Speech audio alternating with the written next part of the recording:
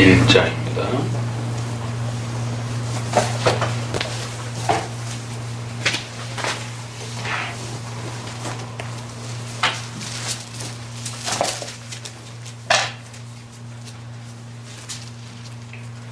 로마서 1장 28절에서 32절까지입니다.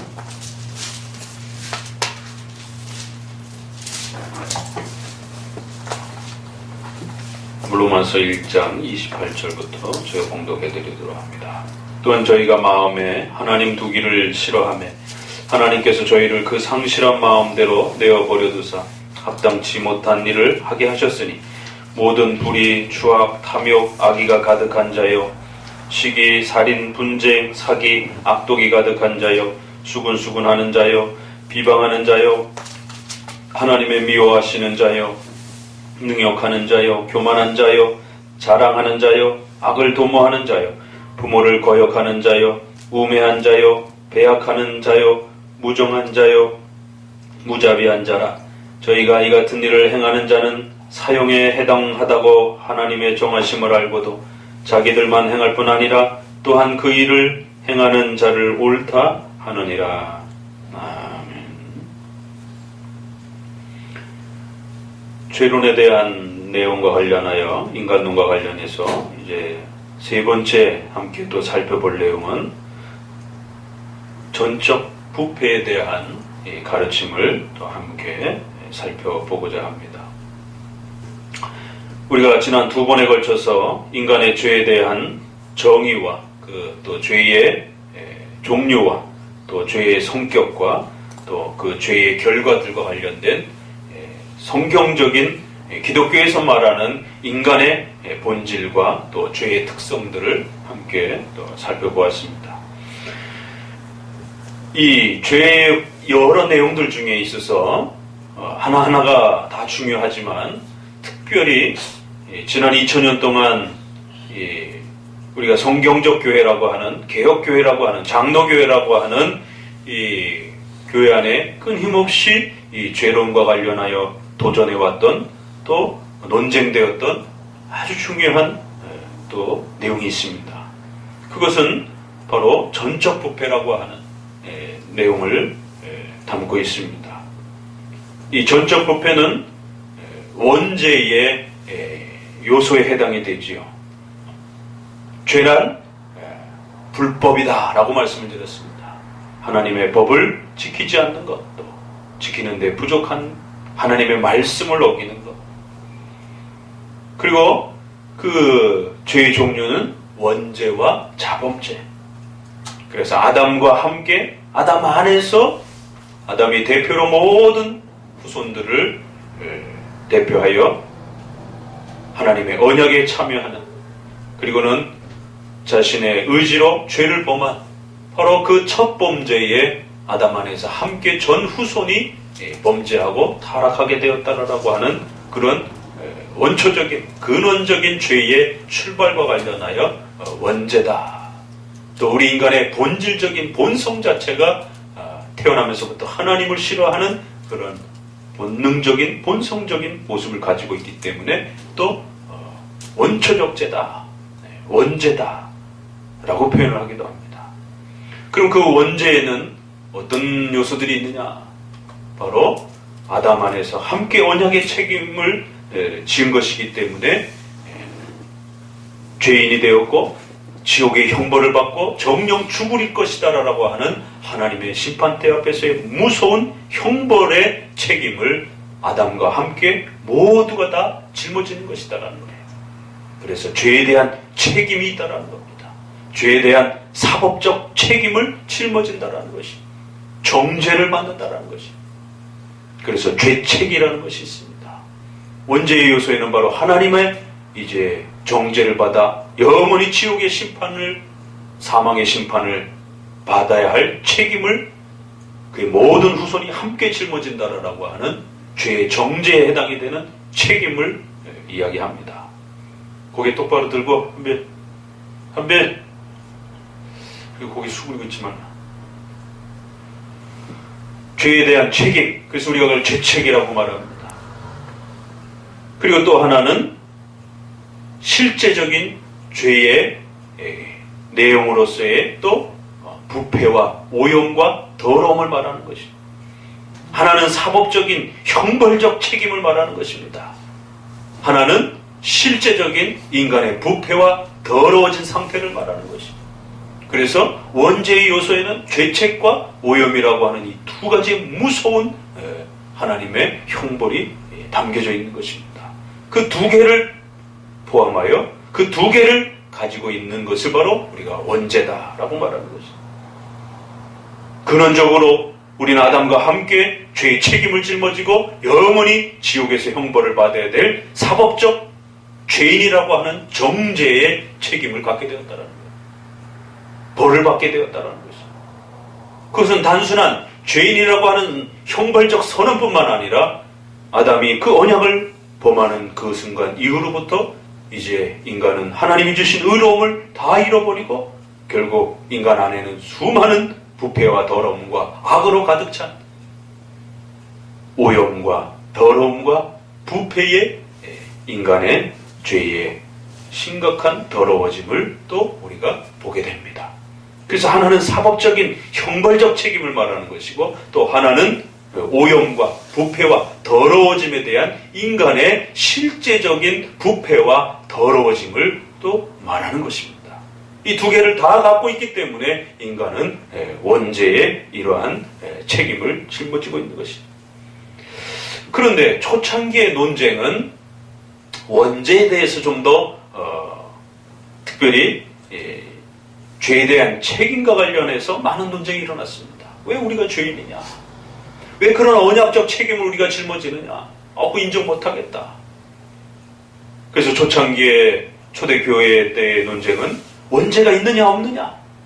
그래서 원죄를 부정하는 인간은 태어날 때에 죄인이 아니라 원죄가 아니라 인간은 얼마든지 하나님을 찾을 수 있는 그러한 능력을 가지고 태어났다. 죄가 없다. 그건 아담에게만 해당이 되는 것이지 그거 왜 우리의 책임이냐? 우리에게도 동일한 하나님의 기회와 시험이 있을 수 있지 않느냐? 그러면 열심히 노력해서 하나님을 택하면 얼마든지 구원받을 수 있지 않느냐?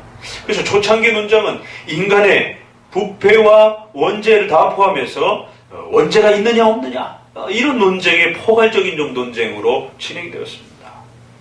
그러나 이것이 이제 시간이 흐르면서 점차적으로 좀 더 세밀해지면서 이 인간의 죄의 부패와 오염에 대한 부분에 있어서 좀 더 파고들기 시작한 것이죠. 결국 그 원죄를 거부하기 위해서는 인간은 부패하지 않았다라고 하는, 인간은 더럽지 않다라고 하는, 인간은 그렇게 우리가 생각한 것보다 완전하게 타락하지 않았다라고 하는, 인간은 좀 괜찮다라고 하는, 인간은 쓸만하다라고 하는, 어느 부분에 있어서 인간은 능력을 소유하고 있다라고 하는 그러한 부패의 부분적인 인정과 전적 부패를 인정할 것이냐? 아니다. 일부분은 부패했지만 일부분 정도는 그래도 남아있는 것 아닌가. 결국 부패의 이 범위와 성격에 대한 부분들이 논쟁이 붙기 시작했고 결국 정통 교회만 전적 부패, 인간의 더러움과 부패와 오염은 인간 전체를 영적인 것과 육적인 것과 포함한 인간 전체적인 그러한 인간의 본래적 상태에 있어서의 부패와 오염과 더러움이 가득한 인간. 그래서 그 어떤 인간도 자신의 힘과 능력으로는 하나님을 찾을 수도 없고 하나님을 바라볼 수도 없고 선을 행할 수도 없는 그런 악한 인간으로서의 부패와 오염을 전적 부패라고 이렇게 표현한 것입니다. 그걸 또 다른 말로 전적인 무능력이라고 표현을 한 것입니다. 그런데 이제 이것이 중세시대를 지나오면서 종교개혁 시대를 거쳐오면서 아니다. 인간은 전적으로 더러워진 게 아니고 전적으로 무능력한 게 아니고 일부분만 부분적으로 부패하고 부분적으로 무능력한 것이다. 그렇기 때문에 하나님의 은혜를 부정하는 건 아니지만 하나님의 은혜가 100% 우리에게 전적인 능력의 은혜로 우리를 구원하시는 게 아니라 일부분만 도와주면 된다. 그러면 일부분은 인간의 힘과 능력으로 부패하지 않은 인간의 의지와 능력으로 얼마든지 구원을 완성하고 또 하나님의 구원에 협력할 수 있는 인간의 의지와 능력이 여전히 남아있는 것이다. 결국 죄론에서의 싸움은 처음은 죄가 있느냐 없느냐 이 문제를 갖고 싸우다가 이제는 후반기 들어서면서 결국 좋다. 죄의 어느 정도는 인정하겠다. 그러나 죄의 모든 부분들이 전적으로 부패한 것은 인정하지 못하겠다. 왜? 인간은 어느 정도 살아가면서 착한 일을 행하기도 하고 선을 행하기도 하고 많은 좋은 일들을 행합니다. 우리가 생각하는 것처럼 인류가 모두가 다 그렇게 비참하고 아주 악독한 그런 살인자나 그러한 조폭이나 이러한 무지막지한 그러한 깡패나 그렇지는 않거든요. 그러니까 실제로 살아보면 대부분의 많은 사람들은 그래도 사회적인 질서를 지켜가고 선을 행하면서 사회를 이루고 공의를 이루고 정의를 찾아가며 나름대로 가정과 사회와 직장을 그러면서 문명을 발전시켜가는 이러한 실제적인 인간의 선한 열매들을 보다 보니까 인간은 완전히 부패한 거다라고 말하는 이 설교는 이러한 성경적 가르침은 무리가 있는 것이다라고 도전하고 공격하기 시작한 것입니다. 초대교회부터 또 종교개혁에서 개혁교회가 왜 인간의 죄와 악에 대해서 철저하게 부패하고 무능력하고 인간의 죄악이 얼마나 무섭고 참혹한 것인지에 대해서 이토록 강조했는지에 대해서 이해를 못하는 것입니다. 단지 인간의 살아가는 모습을 보면서 인간의 착한 모습들을 보면서 인간이 이렇게 착한데 왜 인간이 전적으로 부패하고 무능력하다라고 말을 하는가.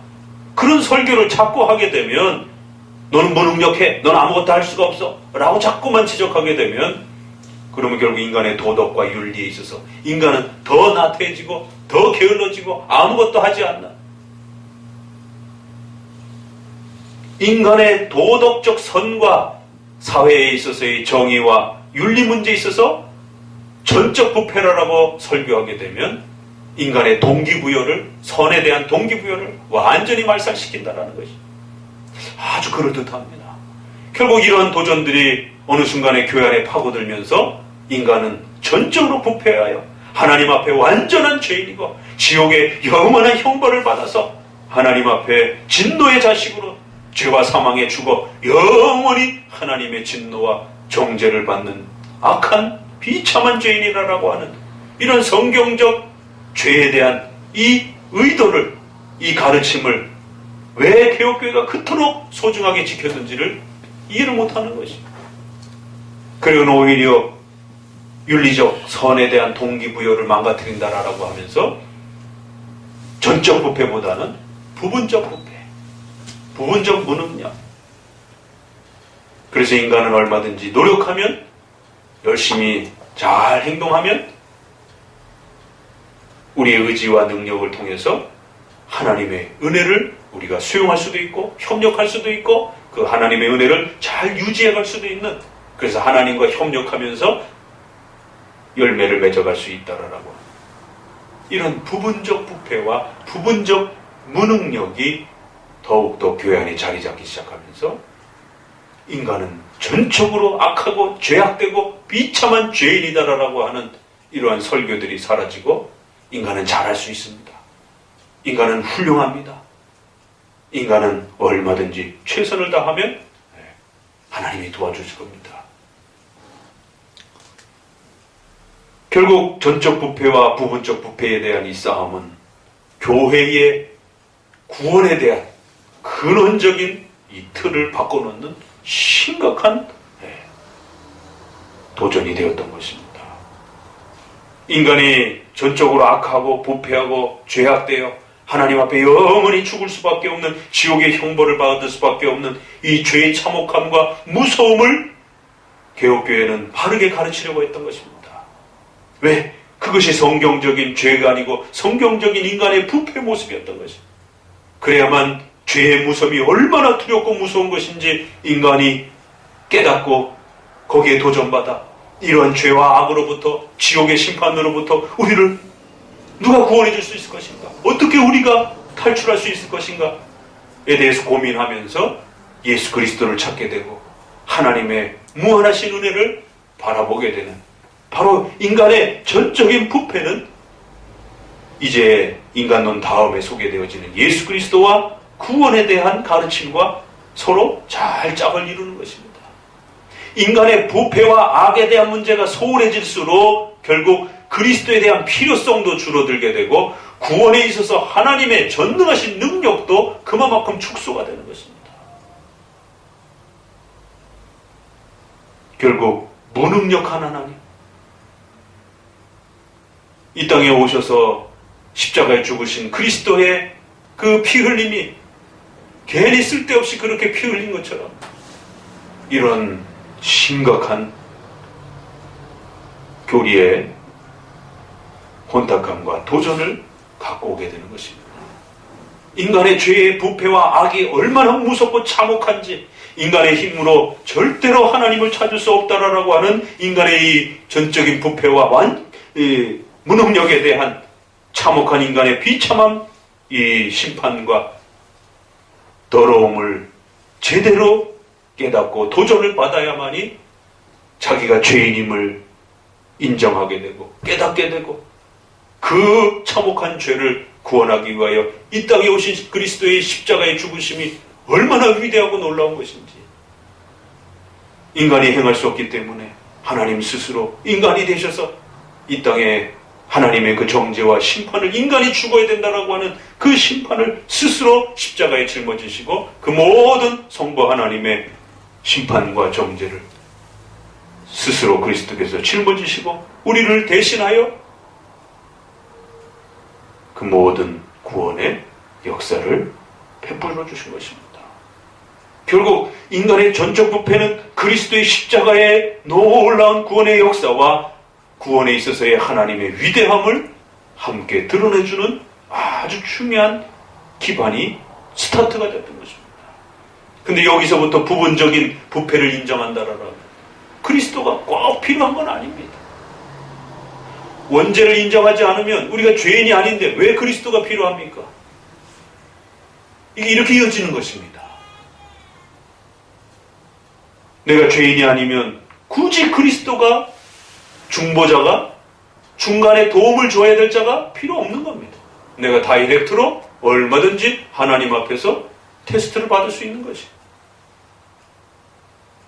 그런 가르침도 위험하지만 원죄를 반만 그렇게 인정하면서 부패에 대한 부분을 반쯤만 인정하면서 반은 부패되었지만 반은 그래도 여전히 우리의 인간 안에 살아가는 모습을 보니까 여전히 능력이 있다라고 말을 하게 되면 그리스도는 반만 필요한 것이, 구원에 있어서도 하나님의 무한한 능력은 반만 필요한 것이,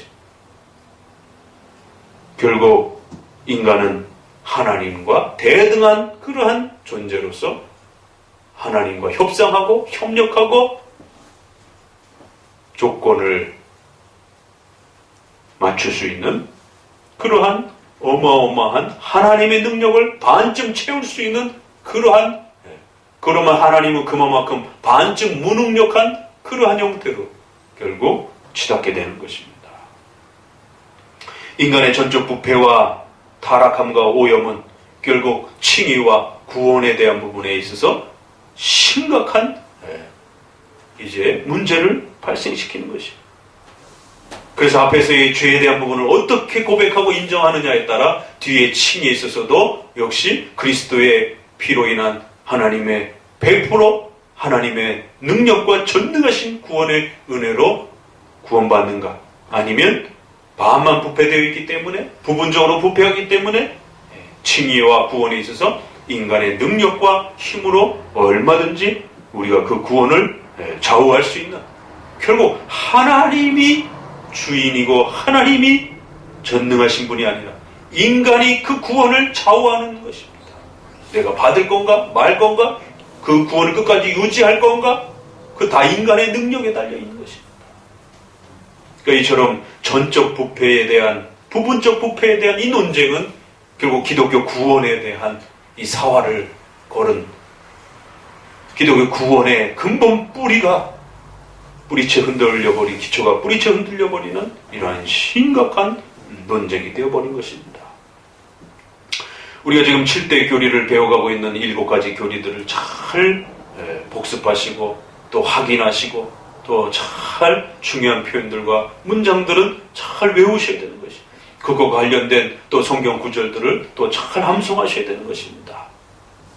예수 그리스도께서 키가 얼마고 얼굴빛이 어떻고 머리 색깔은 어떤 것인지 몰라도 괜찮습니다. 그러나 이 7대 교리에 대한 이 가르침을 잘 이해하고 이것을 내가 믿을 것인가, 이것을 내가 버릴 것인가에 대해서 구원이 왔다 갔다 하는 것입니다. 예루살렘 땅이 어떻게 생겼고 예루살렘 크기가 얼마나 되고 예루살렘 성전이 어떻게 생겼는지 몰라도 괜찮습니다. 그러나 이 기독교의 7대 교리를 성경에서 가르쳐준 대로 우리의 정통교회가 고백해온 대로 이렇게 고백하지 않으면 우리의 구원을 장담할 수가 없는 것입니다. 그렇기 때문에 이 7대 교리는 목숨을 걸고 여러분들이 지켜야 되는 여러분의 생존을 담보로 하는 그러한 가르침이라는 사실을 명심하셔야 됩니다. 그냥 대충 알아도 되는 그런 문제가 아닌 것이에요. 이걸 정확하게 이해하고 이 이해한 내용을 여러분의 신앙과 삶으로 수용하고 믿을 거고 받을 것인지 안 받을 것인지가 결국 우리의 생존에, 우리의 생명의 기초가 된다는 사실을 명심하셔야 됩니다. 엊그제 그 유명한 김세현 박사가 오셔가지고 칭의론에 대한 또 세미나를 서울에서 개최하면서 했기 때문에 저희 신학교 목사님들이 몇 분 가서 참석해서 들었습니다. 뭐 이미 유튜브나 책을 통해서 또 많이 들어왔지만 또 직접 또 이렇게 대면한 적은 처음이기 때문에 대면하여 또 최근에 또 칭의론을 또 어떻게 말하는지를 잘 또 살펴보았습니다. 여전히 칭의에 있어서 인간이 그 칭의를 수용할 건지 말 건지, 또 그 칭의의 구원의 이 은혜의 능력을 죽음까지, 천국에 이르기까지 잘 끝까지 유지할 건지 말 건지, 그 모든 것은 인간의 능력에 달려있다라고 그렇게 말하는 것입니다. 그러한 가르침을 가지고는 절대 하나님 앞에 용서받을 수 없다라는 것이, 그것이 왜 이토록 우리 보수교회의 목회자들이 목숨을 걸고 우리의 모든 명예를 걸고 그러한 중도적이고 혼합적인 칭의론은 결코 성경적 칭의론이 아니요, 그러한 칭의론은 절대 구원받을 수 없다라고 한국교회를 향하여 경고를 외치는 것입니다. 더욱 심각한 것은 고신대 교수님이 오셔서 나름대로 그 칭의론을 문제가 있다라고 비판을 하셨습니다. 그는 칼빈의 칭의론과 많은 면에 있어서 좀 차이가 있다. 그러나 놀라운 것은 그것을 강력하게, 이건 정말 악마적인 가르침이고 이건 정말 인간의 영혼을 파괴하는 무서운 독과 같은 그런 가르침이다라고 그렇게 강경하게 말하지 않는 것입니다. 약간 문제는 있지만 그래도 나름대로 칭의론에 대한 새로운 또 그러한 인간의 윤리에 대해서 상당히 경각심을 일으켰고, 그래서 우리가 윤리를 무시해서는 안 된다라고 하는 기독교인들의 성화와 칭의의 문제에 있어서 성화를 등한시하면 안 된다라고 하는 그러한 경각심을 우리에게 불러일으켰기 때문에 아주 신선한 도전이 되었다라고.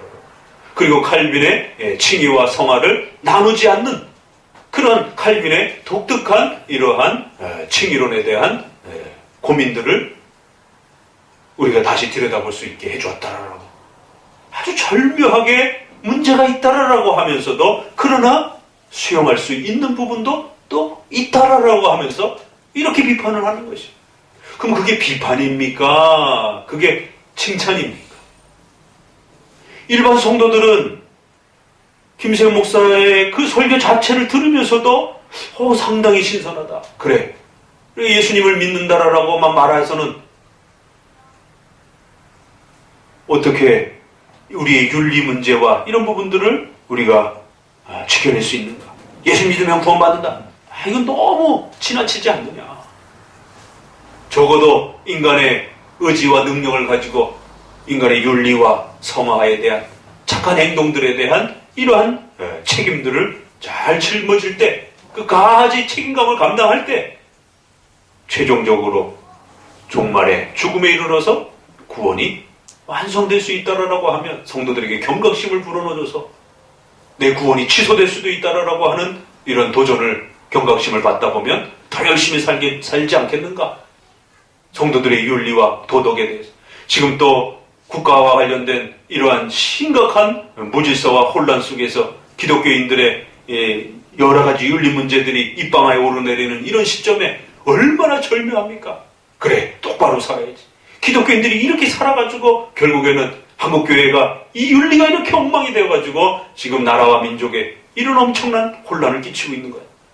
좀 더 기독교인들이 똑바로 살고 바르게 살기 위해서는 성화에 대한, 윤리에 대한, 선행에 대한 책임을 끝까지 기독교인들이 유지해야만이 구원이 완성이 될 수 있다라고 경고해야, 쉬운 말로 천국이 취소될 수 있다라고, 칭의가 취소될 수 있다라고 위협하고 경고해야 성도들이 정신 차리고 바르게 살아가지 않겠는가? 그래, 그러한 가르침이 훨씬 기독교인의 구원과 윤리를 더 잘 지켜낼 수 있지 않겠느냐? 수많은 언론들과 수많은 성도들은 거기에 관심을 갖고 있습니다. 호응을 보내고 있습니다. 박수갈채를 보내고 있습니다. 그런데 문제는 그거를 비판한다고 선 목회자들조차도, 신학자들조차도 이게 도대체 비판인지 이게 도대체 칭찬인지 절반 정도 섞어서 절묘하게 그것을 이렇게 글로 풀어내는 것이. 그럼 일반 성도들과 일반 목회자들이 이렇게 들었을 때는 김세훈 박사의 이런 윤리적 인간의 의지와 능력이 어느 정도 우리의 구원에 협조를 해야 되고, 인간의 윤리와 도덕과 선행이 인간의 이 구원에 있어서 또 중요한 조건이 또 원인이 된다라고 하는, 쉬운 말로 착하게 살아야 구원이 끝까지 유지된다라는 것이. 왜? 인간은 착하게 살 수 있는 능력을 가지고 있다라는 거예요. 결국 그 칭의의 가르침은 인간의 죄론하고 연결이 되는 겁니다. 결국 그렇게 말을 하게 되면 인간의 죄의 부패에 있어서 전적 부패를 인정하지 않는 거예요. 왜 인간이 윤리적 선행과 윤리적인 그런 능력을 갖고 있다라고 말할 수 있습니까? 인간이 부패하지 않았기 때문에.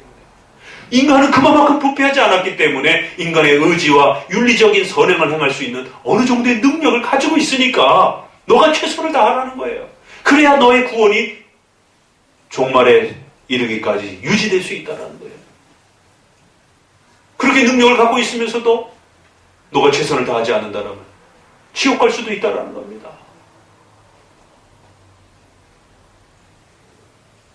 이러한 가르침을 성경적 가르침이 아니다라고 명백하게 비판을 해줘야 이거 잘못된 거구나. 그럼 성경적인 죄와 성경적인 칭의로는 무엇인가? 성도들이 방향을 잡을 텐데, 칭찬을 하면서도 비판을 하면서도 또 칭찬을 겹쳐놓고 이러면 일반 목회자들과 성도들은 구별 못합니다. 이게 칭찬인지 비판인지.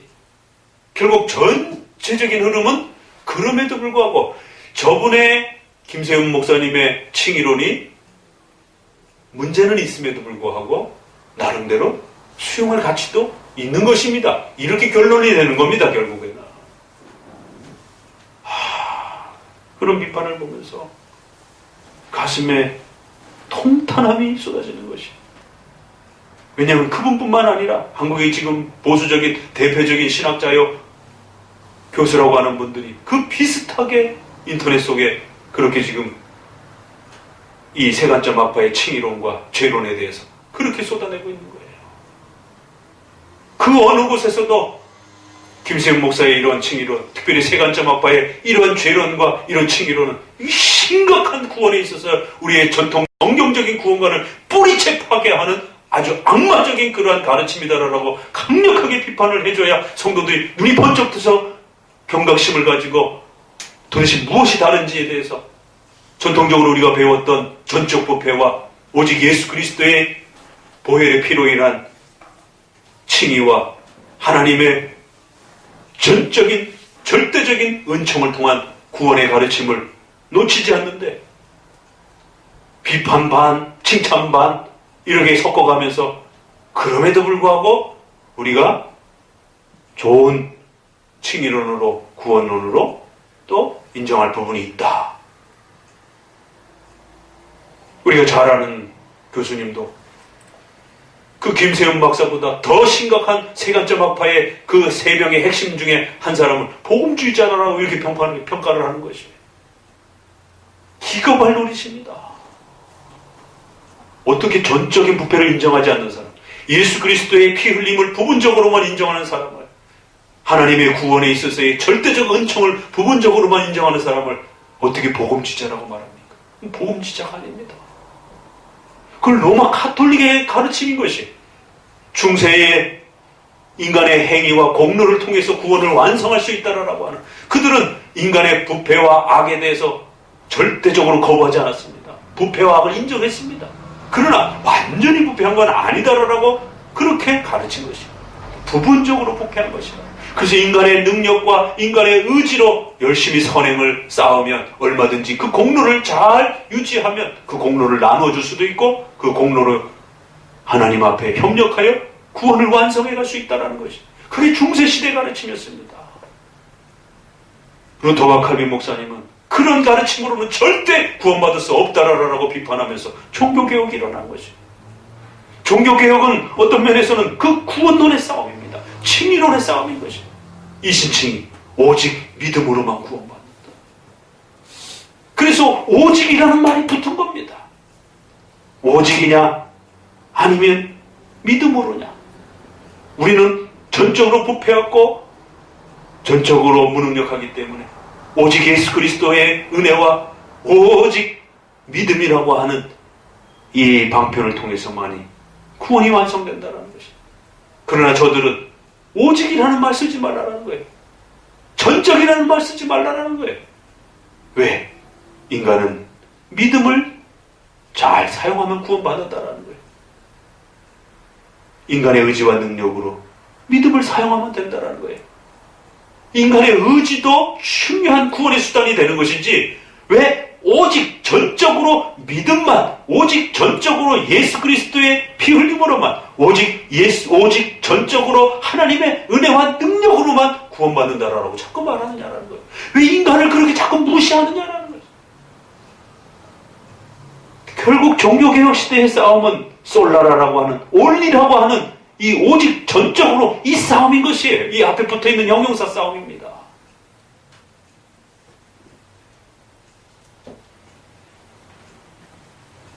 믿음으로 구원받는 거 인정하겠다는 거예요.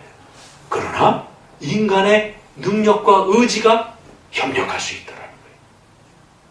부패한 거 인정하겠다는 거예요. 그러나 완전히 부패한 건 아니라는 거예요. 어느 정도 부패했기 때문에 인간의 의지와 능력이 살아있다는 겁니다. 그러니까 인간의 의지와 능력으로 협력하면 얼마든지 구원을 성취할 수 있다는 것입니다. 제3자가 보면 이게 도대체 뭔 싸움이야 이게. 아니 이쪽도 믿음으로 구원받는다라고 말하고 이쪽도 믿음으로 구원받는다라고 말하는데, 아니 둘이 왜 싸우는 거예요 도대체. 그러니까 제3자는 잘 어떻게 보면 이해를 못하는 것이죠. 그러나 여기에는 오직이라고 하는, 전적이라고 하는 이 싸움의 문제가 있는 것입니다. 그리고 나서 100년 뒤에 웨스민스터가 고백되어지기 그 직전을 중심으로 해서 도르토 총회를 통하여 알미니안주의자들이라고 하는 자들이 등장이 되어서 중세 시대와 같은 가르침을 다시 대반복한 겁니다. 유럽 일대가 오직 전적으로 부패하고 또 예수 그리스도로 또 오직 하나님의 절대적인 은총으로 이 구원의 가르침이 회복되어 이신칭의 가르침이 전 유럽에 퍼져나가기 시작했습니다. 100년 동안 교회가 개혁되기 시작했습니다. 그런데 갑자기 중세시대의 그 가르침을 다시 또 가르치기 시작하는 알미니안주의 계통의 사람들이 알미니우스라고 하는 목사님을 중심으로 해서 그 알미니우스를 따르는 알미니안주의 계통의 목회자들이 전적이다, 오직이다 라고 하는 말이 너무 부담스러운 것이에요. 똑같은 또 도전입니다. 똑같은 또 질문입니다. 아니, 인간이 이렇게 멀쩡하게 착하게 살아가는데 왜 인간을 전적으로 부패했다라고, 완전히 부패했다라고, 무능력하다라고 이렇게 말하는가? 그건 너무 가혹하다. 인간은 의지와 능력이 일정 부분 보존되어 있기 때문에 그 의지와 능력을 잘 활용하면 된다라고 가르치자라는 것이죠. 그래야 인간의 윤리와 선행을 더 인간이 책임감 있게 행동할 거라는 겁니다. 칭의가 천국이 취소될 수 있다라고 위협을 해야 성도들이 안심하지 않고 더 경각심을 가지고 칭의가 취소되지 않도록, 천국 가는 게 취소되지 않도록 열심히 선행을 쌓을 거 아니냐라는 거예요. 이게 아주 또 그럴듯하면서 많은 목회자들과 많은 성도들을 마음을 빼앗기 시작하면서 유럽 일대가 발칵 뒤집혀지면서, 그래서 결국 도론토 총회가 열렸고 웨스트민스터 총회가 열린 것입니다. 그러면서 이들은 정통개혁교회가 가르쳤던 도르트 신조 서문에도 보면 도르트 신조의 예정론과 이런 구원과는 악마적이고 사탄적인 가르침이라는 거예요. 우리 정통교회의 전적 부패와 이신칭의와 하나님의 택한 백성들 구원받는다라고 하는 이런 구원의 체계를 사탄적이고 악마적이고 인간의 선행과 윤리를 완전히 묵살하는, 그런 나태하게 만드는, 하나님을 폭군으로 만드는 무서운 독과 같은 가르침이라는 것이죠. 그래서 도르트 총회 5개 가르침을 통해서 이러한 설교가 교회 안에서 절대로 가르쳐서는 안 된다라고 하면서 저들이 정통교회의 가르침들을 악마적이고 윤리를 파괴하고 인간의 구원에 있어서 인간의 능력을 무시하게 하는, 그래서 하나님을 마치 폭군처럼 하나님이 모든 인생의 운명을 결정해 놓는, 인간의 부패가 아담이 범죄한 것, 그 선악과 먹은 것, 그가 얼마나 대단하다라고 세상을, 인간을 갖다가 영원히 지옥의 형벌로 그렇게 형벌하고 죽이는 그런 무서운 폭군과 같은 하나님을 가르친다라는 것이죠.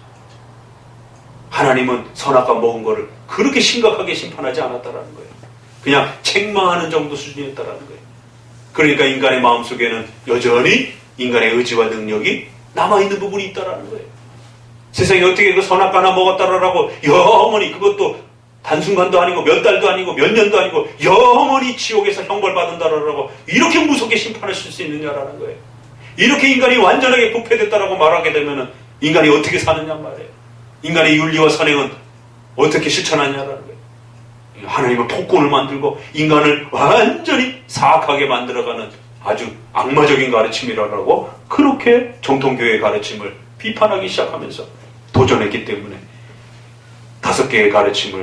그들의 5개의 가르침을 철저히 배격하면서 다시 초대교회가 가르쳤던 종교개혁 초기의 루터와 칼빈 목사님을 통해서 회복되었던 이신청이 전적 부패에 대한 교리를 다시 회복시켜준 겁니다. 그래서 그 유명한 우리가 칼빈주의 5대 교리라는 것이 그래서 탄생되어지고 정리되어진 것이에요. 칼빈주의 5대 교리 기억해 볼까요? 무조건적인 선택. 왜? 저쪽에서는 자꾸 조건적인 선택이다라고 얘기하니까 우리 쪽에서는 그런 조건을 제시하는 게 아니다라는 거예요. 하나님은 무조건적으로 선택한 것이다라는 거예요. 하나님의 은혜와 사랑으로. 또 전적 부패를 말하니까 저쪽에서는 부분적 부패. 하나님의 택한 백성들만 구원시켜준다라고 하는 제한적 그리스도의 죽으심을 이야기하니까, 제한 속죄를 얘기하니까 저쪽에서는 아니다. 온 인류에게 다 하나님이 기회를 주신 것이다. 예정론을 부정하는 보편적인 속죄, 무제한 속죄, 우리는 제한적인 속죄, 예정된 자들에게만 하나님의 구원을 완성해 가시는 제한적 속죄를 가르쳤던 것입니다. 그리고는 구원에 있어서는 절대전능한 하나님의 거부할 수 없는 은혜의 능력으로 구원받는다라고. 왜? 우리는 완전히 죽어 있는 거예요. 전적으로 부패한 자인 거예요. 사망에서 사탄의 종로로 타는 자이기 때문에 하나님의 강력한 전능하신 하나님의 절대적 능력으로 우리를 구원해 주시지 않으면 우리는 살아날 수가 없는 것입니다. 죄의 부패화하고 구원의 문제가 이렇게 맞물려 있는 겁니다. 그래서 구원론에 있어서는 불가항력적인 하나님의 은혜, 절대 전능의 하나님의 은혜라고 가르친 것입니다.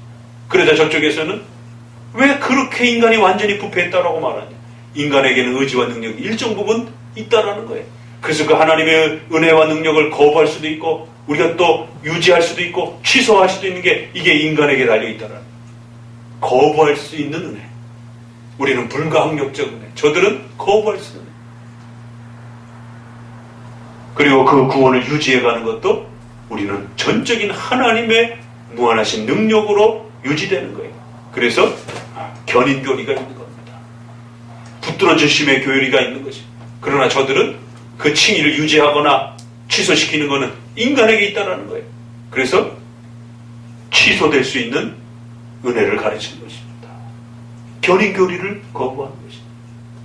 결국 이 5가지 교리는 예정론이라고 하는 그 중심에 서 있기도 하지만 또 반대로 인간의 의지와 능력을 어느 정도 인정할 것이냐 아니면 그 무능력을 강조할 것이냐의 싸움이기도 합니다. 결국 예정론에서부터 견인에 이르기까지의 이 5가지 교리에 있어서는 인간의 의지와 능력이 어떤 역할을 하느냐가 문제가 있는 거예요. 예정, 하나님이 전폭적으로 선택하신 겁니다. 이들은 조건적 구원과 예정을 말합니다. 왜? 인간에게 의지와 능력이 있기 때문에 하나님이 모든 백성들을 동일하게 대우해야 된다는 거예요. 그래서 의지와 능력을 가지고 하나님을 찾는 자들을 하나님은 선택해 주셔야 된다는 거예요. 그러나 이쪽에서는 정통교회에 있어서는 하나님의 주권적 선택과 절대적 선택을 말하는 겁니다. 결국 이 예정과 견인에 이르기까지 5가지 교리는 다른 한편으로 인간의 의지와 능력에 대한 문제를 또 포함하고 있는 거예요. 결국 저들은 인간의 의지와 능력을 부분적으로 살아남아 있다라고 강조하는 것이고, 우리 칼빈주의 정통교회는 인간의 의지와 능력은 아담의 타락으로부터 완전히 전적으로 부패했다라고 말하는 거죠. 결국 그 싸움으로 인해서 유럽 교회는 발칵 뒤집어졌고 결국 그 지역으로부터 모든 이 알미니안주의를 가르치는 목회자들을 추방하고 쫓아내버린 것입니다. 왜? 교회의 성도들을 죽이는 가르침이라는 거예요. 구원받을 수 없게 하는 그런 구원론들이라는 것입니다. 근데 이번 칭의론을 보면서 정말 탄식할 수밖에 없는 이유는 역사를, 기독교 역사를 조금만 공부해 보게 되면 지금 인기를 끌고 있는 이 김세현 박사님의 이러한 칭의론, 인간의 의지와 능력으로 구원을 성취하고 또 그 구원을 유지하고 또 구원이 취소되지 않도록 인간의 의지와 선행으로 그 공로로서, 공로라는 말을 잘 안 써요. 왜? 그게 카톨릭 단어다 보니까 그거는 이제 바로 거부반응이 일어나니까 공로라는 말은 잘 안 쓰더라고요. 그걸 살짝 다른 말로 하나님과의 관계를 잘 유지해야 된다. 그래서 관계론적 칭의론이라는 거예요. 도대체 뭐 밑도 끝도 없이 들어보지도 못한 단어입니다. 우리가 전적 부패, 무조건적인 선택, 우리 기독교의 중요한 정통교회의 교리를 유지하는 신학 단어들이 있습니다. 삼위일체, 유아세례, 이런 게 다 신학적인 용어의 단어들입니다. 그런데 어느 날 갑자기 이신칭의가 아니라 관계적인 칭의론이라는 거예요. 도대체 이게 무슨 말이 관계적인 칭의론이라는 거예요? 하나님과 우리의 관계를 서로가 잘 유지해야 된다는 거예요. 하나님은 하나님의 약속을 지켜야 되고 인간은 인간의 약속을, 우리에게 도덕적 책임과 선행을 잘 유지해 가야 된다는 거예요. 타락하지 않도록, 악을 행하지 않도록 인간의 의지와 능력으로 하나님과의 그 관계를 유지하기 위해서 끊임없이 선행을 통해서 잘 살아야 된다는 거예요. 그래야 칭의가 완성이 된다. 이야, 이 말을 아주 절묘하게 꼬아놔서 결국 중세시대의 공로적 칭의론을 관계적 칭의론이라 이렇게 해놓으면서 결국 알미니안주의적 칭의론인 것입니다. 근데 그것을 비판하는 보수적인 목회자들, 신학자들이 이 부분은 문제가 있긴 하지만 그러나 아주 칭의론에 또 새로운 또 인식을 하게 도와줬다라는 그런 말을 왜 붙입니까 거기다. 그건 전통적 칭의론을 공격하는 아주 잘못된 지난 역사 속에서 알미니안주의의 칭의론이요 중세교회 로마교회 카톨릭의 칭의론입니다. 왜 그렇게 자신있게 말을 못합니까? 말을 빌빌빌 돌리면서 잘못된 것도 있기도 하지만 좋은 면도 있고 또 잘못된 것도 있지만 그럼에도 불구하고 우리가 받아들여야 될 것도 있고 받아들일 게 뭐가 있습니까?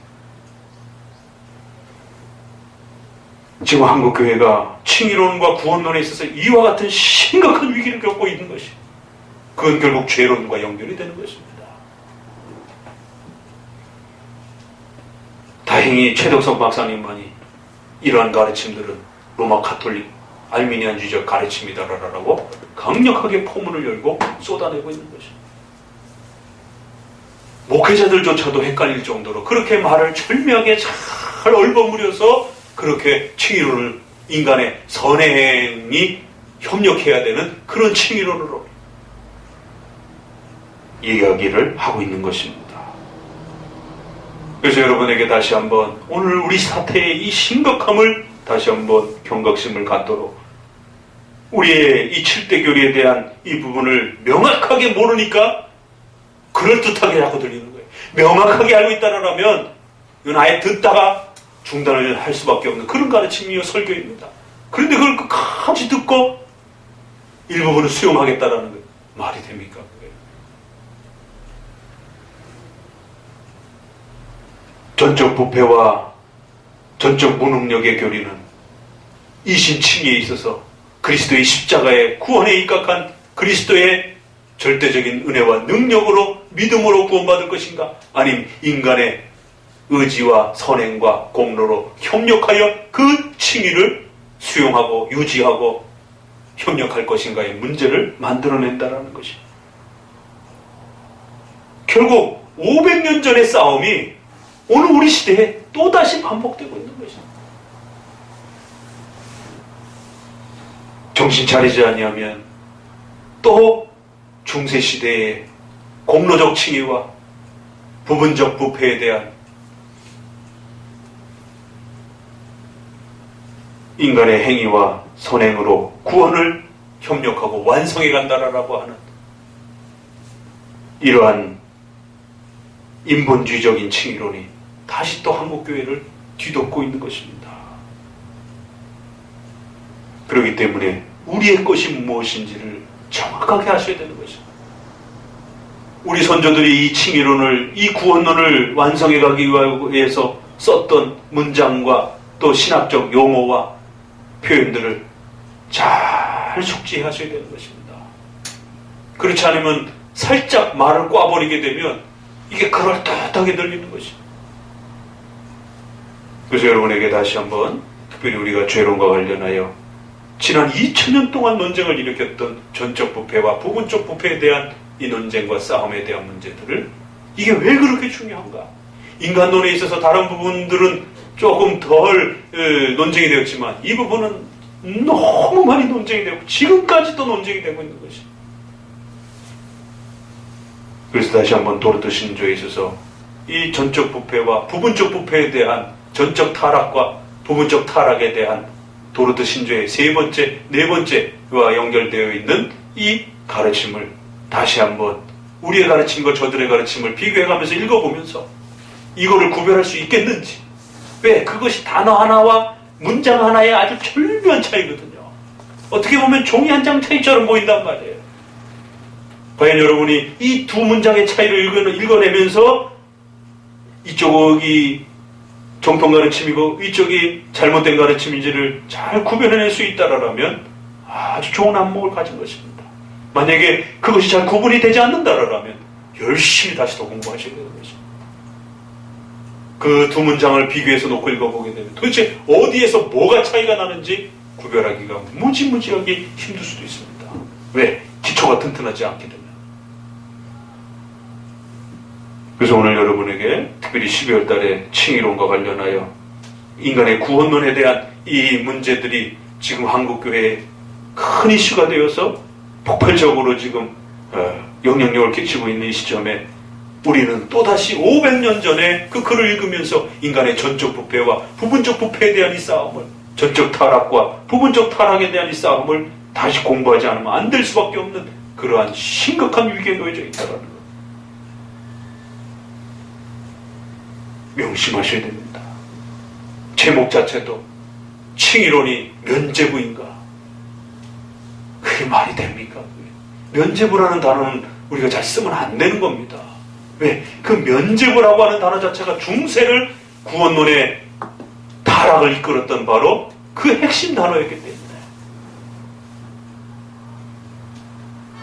그런데 마치 전통적 칭의론이 잘못 소개되어가지고 한국교회가 이 모양 이 꼴이 된 것처럼 그렇게 윤리적 비판을 하면서 전통적 칭의론은 잘못되었다라고 대놓고 지금 비판을 하고 있습니다.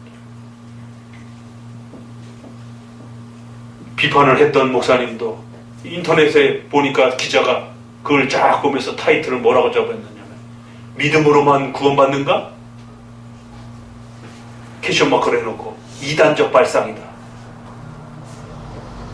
고신대 교수님의 발표를 그렇게 기자가 딱 타이틀을 잡았어요. 핵심을 잘 잡은 겁니다. 이 말이 맞는 말입니까? 틀린 말입니까?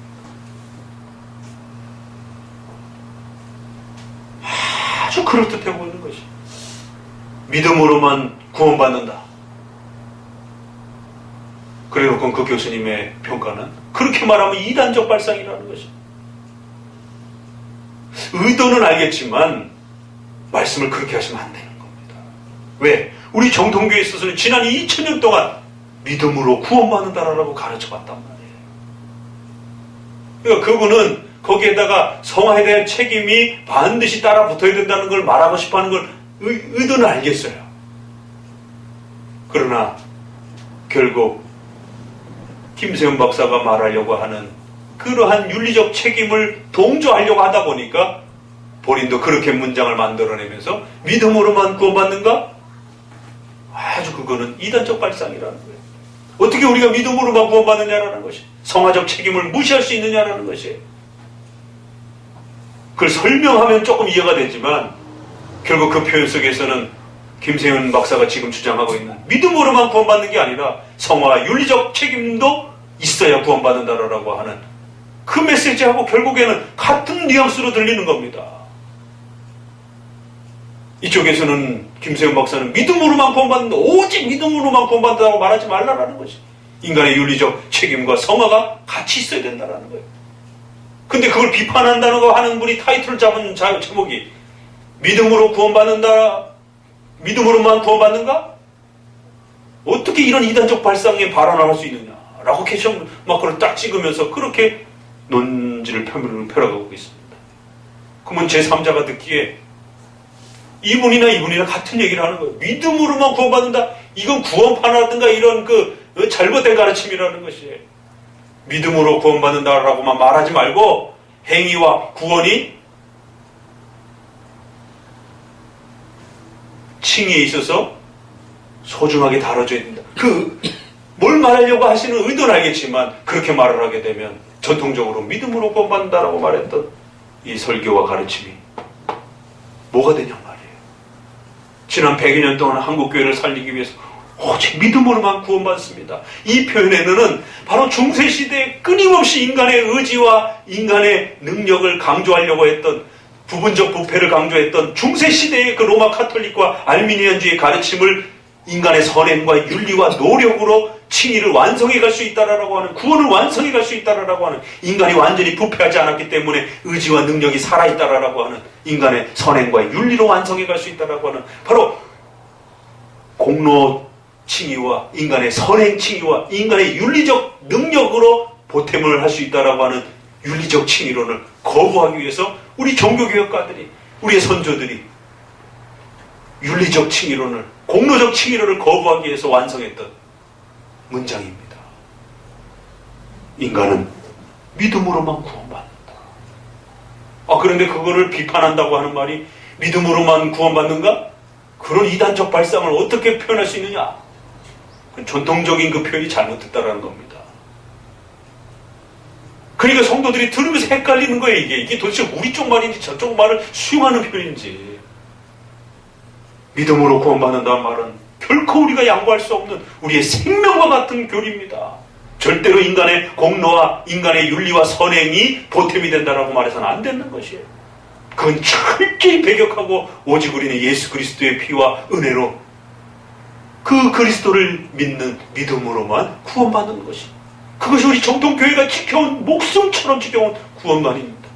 근데 그거를 옹호한다고 하는 교수님이 믿음으로만 구원받는가? 그건 이단적인 발상이라는 거지. 아니, 그럼 우리 선조들이 이단적인 발상으로 그런 표현을 한 겁니까? 물론 구원파가 성화를 무시하면서 한국교회에 영향력을 끼친 게 있습니다. 그러나 그렇다고 해서 뭐 구데기 잡는다고 해가지고 초가상간 다 작은 벌레 잡는다고 하면서 초가상간 다 집을 태워버리는 이런 것처럼, 물론 이단들이 그걸 남용한 게 있습니다. 한국교회.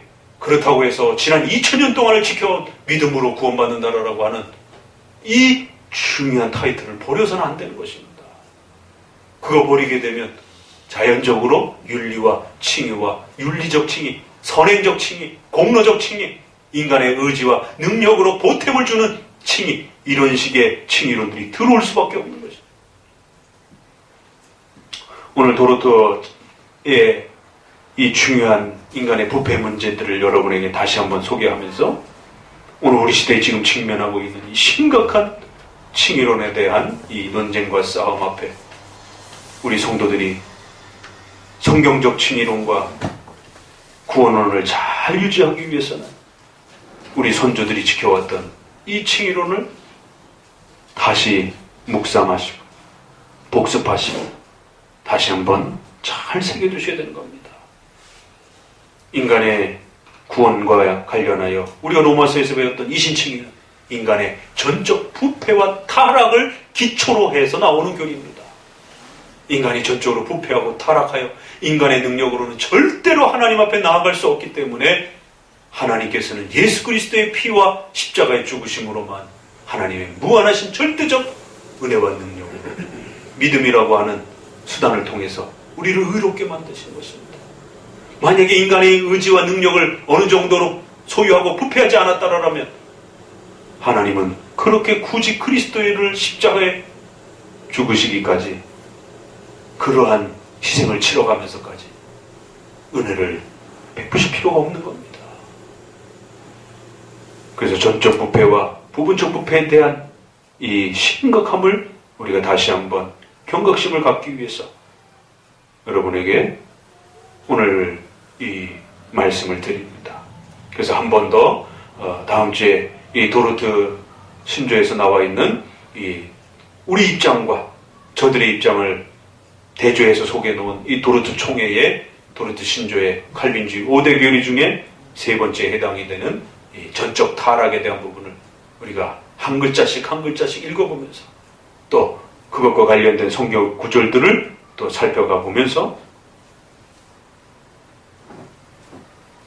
올바른 칭의론에 대한